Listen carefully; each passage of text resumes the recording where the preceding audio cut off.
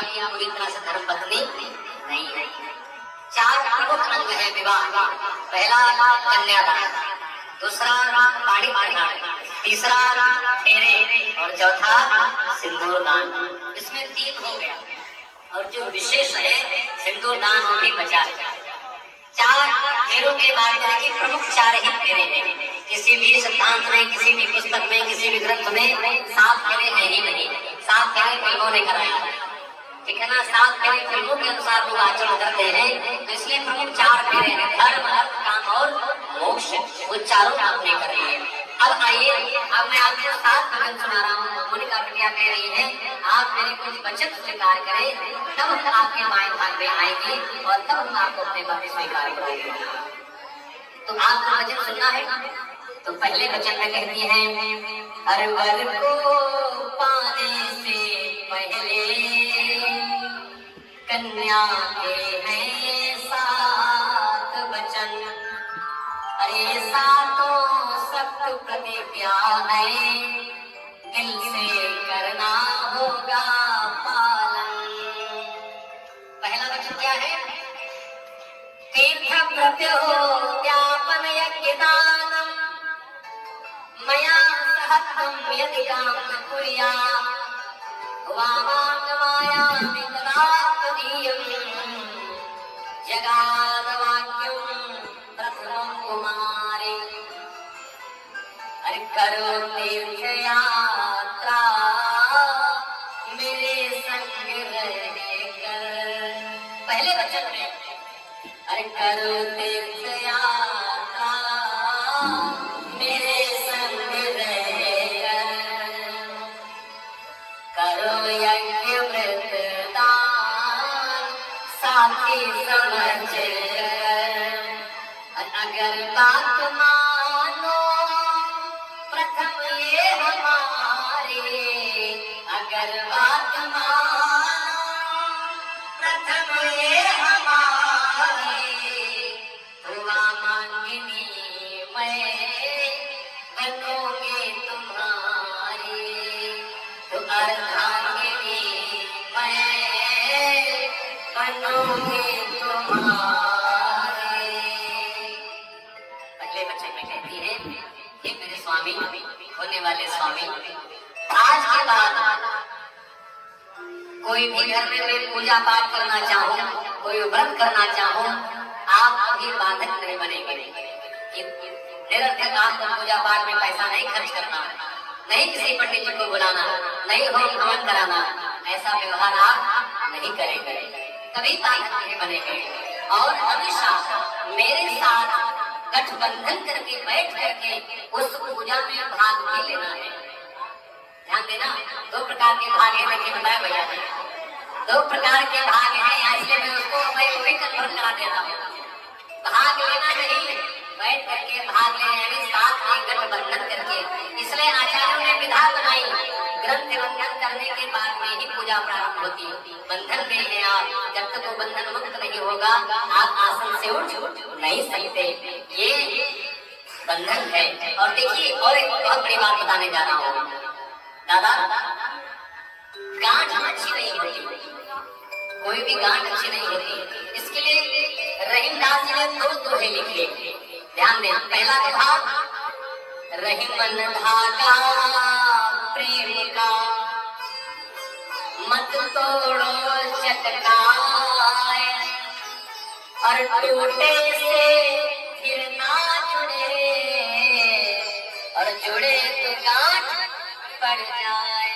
यानी गांठ अच्छी नहीं होती, यानी गांठ का मतलब संबंध समाप्त हो जाना, या यूं कहिए संबंध अधूरा रह जाना, या यूं कहिए थोड़ी बहुत दिल से दूरी बना के रखना। गांठ पड़ जाने का मतलब है ना, विकास बाबू ऐसा है ना। तो रहीमदास जी ने दूसरे दोहे में भी लिखा, दादा रहीमन रस की खान में, रस की खान का मतलब विकास बाबू, रस की खान का मतलब गन्ना।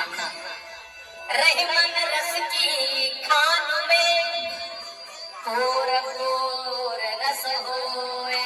देखिए हर पोर में उसमें रस होता है, दादा ऐसा है ना। किंतु जहाँ पर गांठ है रस पावे नहीं हो। जहाँ गांठ होती उसमें रस नहीं होता तो फिर पंडित जी गांठ क्यों लगा देते हैं? जब कहा गांठ में दम ही नहीं, गांठ में रस ही नहीं, गांठ में प्रेम ही नहीं, तो क्यों लगाया जाता? तो इसका उत्तर लिखा बिहार में रहने वाले प्रातः स्मरणीय श्री तारकेश्वर मिश्र राही जी ने। क्या सुंदर लाइन लिखी, लिखा इसका उत्तर लिखा, रहीमदास जी के दोहे का उत्तर लिखा। गांठों में है रस नहीं, अस कहियो जन कोय। गांठों में है रस नहीं, अस कहियो जन कोय। अरे गठबंधन की गांठ में भैया पोर पोर रस होय। गठबंधन की ऐसी गांठ है भैया जिसमें पोर पोर यानी एक एक धागे में, एक एक सूत्र में इतना प्रेम भरा है, इतना प्रेम भरा है कि मैं शब्दों में इसका वर्णन नहीं कर सकता हूँ। वो गठबंधन करके आपको पंडित जी के निर्देशानुसार आपको बैठना है, संकल्प करके बिटिया के साथ भोजन में आपको भाग लेना है, हवन करना है, आरती करनी है, भाग नहीं बचाना है, जल्दी करिए जाना है, जल्दी करिए जाना है। ऐसा व्यवहार आप कभी नहीं करेंगे। स्वीकार है आपको? स्वीकार है आपको? जोरदार ताली भैया। क्या बात। आइए दूसरे में प्रवेश करते हैं। दूसरा कहते हैं हव्य प्रदाने रमरान पितृस्य कव्य प्रदाने यदि पूजयेता वामानमायामि तदा तदीयं जगाद कन्या वचनं द्वितीयं। द्वितीय में कहते हैं अरे करो देव अर्चन सुरगण मनाओ, करो श्राद्ध पितरों की श्रद्धा बढ़ाओ। अगर बात मानो तो दिया हमारी। देखिए जिनकी शादियां हो गई वो भी ध्यान दें। आप सबको जो डिलीट हो गया दिमाग से उसको फॉलो करना प्रारंभ करिए। ऐसा नहीं एक बार सुन लिया निकाल दिया कान से। हाँ सब लोग फॉलो करिए। अगर बात मानो तो दिया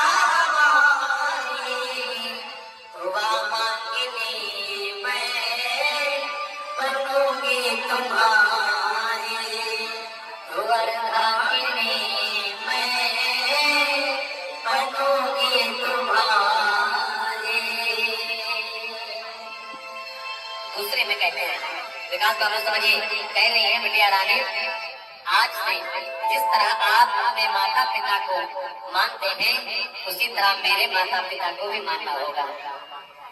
लड़के वाले बड़े और लड़की वाले छोटे, अब ऐसी भावना को त्याग देना चाहिए।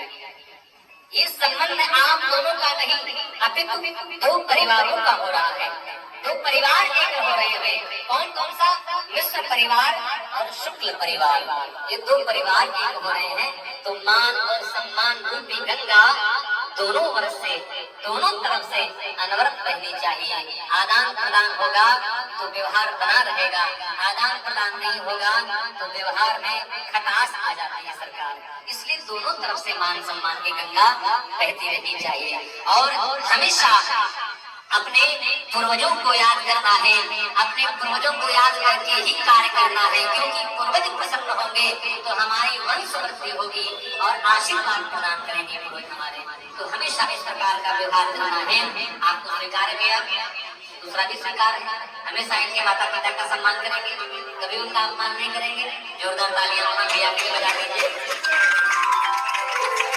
तीसरे में आइए प्रवेश करते हैं। कुटुंब रक्षा भरणं यदि तुम कुर्या पशूनां परिपालनं च वामागमायामि तदा तदीयं जगात् कन्या वचनं तृतीयम्। तीसरे में कह रही है निज परिवार रक्षा वर्धन करो तुम, करो प्रिय परिश्रम धनार्जन करो तुम।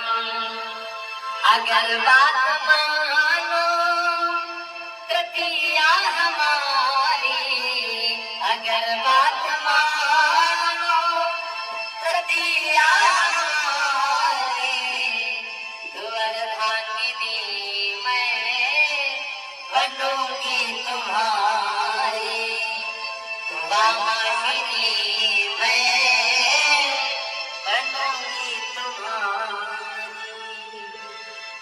अब आप बता देंगे इससे मैं कह रही है हमेशा अपने परिवार की रक्षा।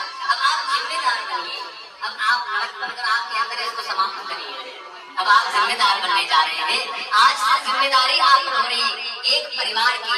आज आप बैचलर थे, आज के बाद आपको कोई बैचलर नहीं बोलेगा।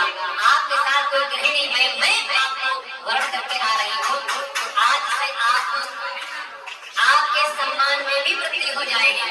जो लोग आपको कार्ड नहीं देते थे, निमंत्रण कार्ड देने लगेंगे आप, उसके आगे अब सपरिवार लिखा जाने लगेगा। ठीक है ना? आइए और कैसे आइए, सपरिवार आइए। ये आपके सम्मान में वृद्धि होने वाली है, इसलिए ये बात। और दूसरा ये कह रही है जो आज आपने मेरा हाथ थामा है, आपने ये जीवन में कभी मत छोड़िएगा। 3 अवस्थाएं होती हैं, बाल्यावस्था, प्रौढ़ावस्था और वृद्धावस्था, बचपन, जवानी और बुढ़ापा। ध्यान दें, इन तीनों अवस्थाओं में एक अवस्था मैंने अपने बाबूजी के आंगन में मेरी बीत चुकी, अब 2 बची है। इन 2 अवस्थाओं में मेरा हाथ कभी नहीं छोड़ेगा। क्यों नहीं छोड़ेंगे? क्योंकि जिस विधा में मैंने आपको अपना पति स्वीकार किया है, सनातन पद्धति में, वैदिक विधान में, वैदिक विधि के साथ में, हमारे सनातन परंपरा में विवाह जोड़ने की विधि तो बनी, लेकिन इसे तोड़ने की कोई विधि बनी भी नहीं है। अभी कोई विधि नहीं है इसे तोड़ने की। अगर सरकार ने भी बनाई तो उसको तलाक और डिवोर्स कराते हैं। ये हमारे सनातन परंपरा नहीं है। तलाक कहाँ होता है? उनमें होता है। डिवोर्स कहाँ होता है? उनमें होता है। हममें ये सब नहीं होता। भारत की परंपरा कभी रही ही नहीं, और जो परंपरा कभी रही नहीं, इस परंपरा में को निभा कर मैंने आपको अपना पति स्वीकार किया है। इसलिए भूल कर भी इन 2 शब्दों से हमेशा दूरी बना के रखिए। कौन से? तलाक और डिवोर्स। एक कानों में भूल कर भी नहीं आना चाहिए। ठीक है ना? हमेशा आप उसका हाथ थाम कर रखना। स्वीकार है? जोरदार भैया के लिए हाथ ताली बजा करिए। चौथे में प्रवेश कर रही है। अब थोड़ा लंबा ना खींचे। चौथे में कह रहे हैं आज से कमाई ज्यादा, खर्चा कम। आज से कमाई ज्यादा, खर्चा कम। अगर अपने दोस्तों पर पैसा लुटाते हैं तो लुटाना बंद करिए। आज से अपने दोस्तों पर पैसा नहीं लुटाना है, धन अर्जित करके चलिए। और जो भी कमाते हैं सारा का सारा पहले मुझे देना है। जितना कमाए महीने में सारी सैलरी सबसे पहले लाकर उसके हाथ में रखना है। कल ठीक है ना? सब देना है। और इतना ही नहीं, कल घर जाते ही जितने आपके जितने बैंकों में debit card, credit card, bank account, ये सब उसके पास आपको जमा करना है। उसकी स्वीकृति मिले तभी आपको खर्च करना है।